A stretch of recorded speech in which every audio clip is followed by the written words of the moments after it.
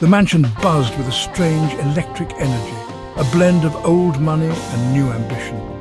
Outside, Lamborghinis and Rolls-Royces gleamed in the sun, symbols of a new faith, the Bitcoin gospel. Inside, opulence reigned.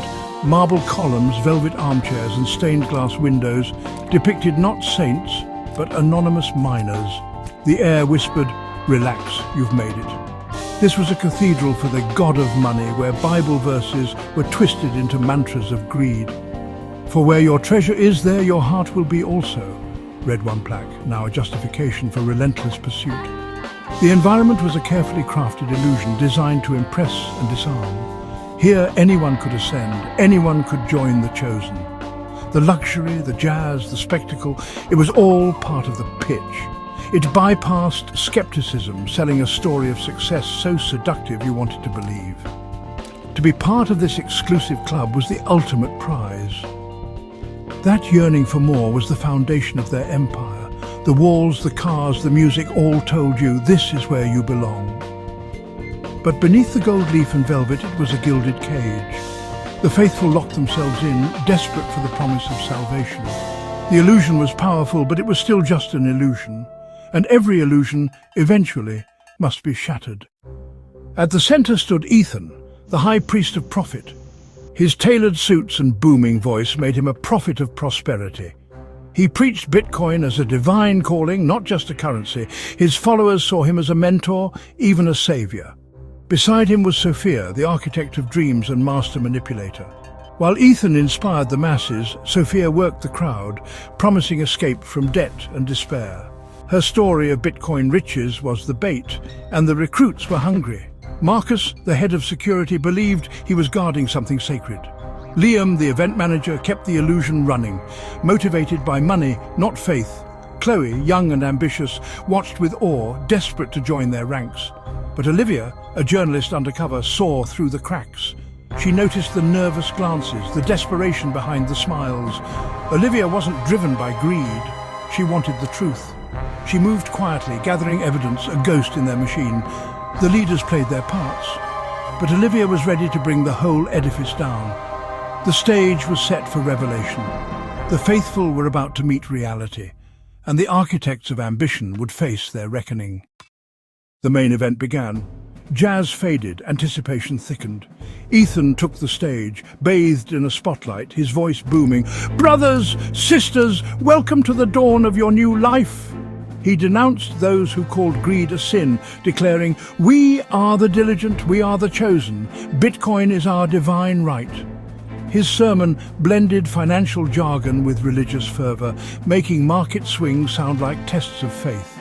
He divided the world, the enlightened few versus the ignorant masses. The crowd leaned in, hungry for permission to want more. "Look around you," Ethan gestured to the luxury. "This is proof of our faith." The followers were enraptured, receiving not just a speech, but a revelation. Ethan turned greed into virtue, and they loved him for it. The spell was complete. While Ethan preached, Sophia moved through the crowd, targeting newcomers with her warmth and empathy.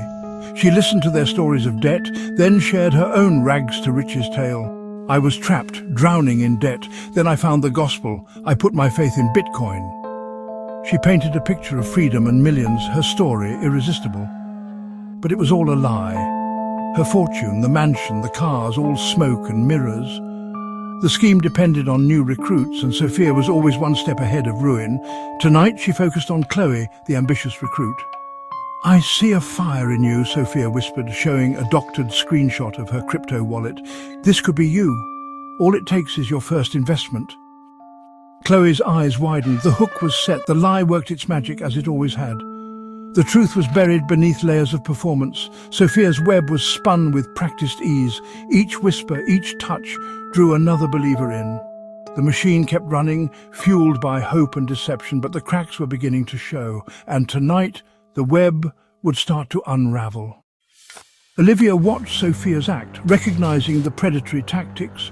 She had gathered evidence, bank statements, property records, the truth about Sophia's empty wallet, her weapon, a USB drive, ready to expose the fraud. She targeted Marcus, the true believer, knowing his faith was absolute. but instead she intercepted a hopeful recruit fresh from Sophia's pitch. "She showed you her wallet, didn't she?" Olivia asked. The man nodded, dazzled. Olivia handed him the USB. "Plug this in. Look for the real Sophia. Trust me." The man hesitated, but Olivia's intensity was compelling.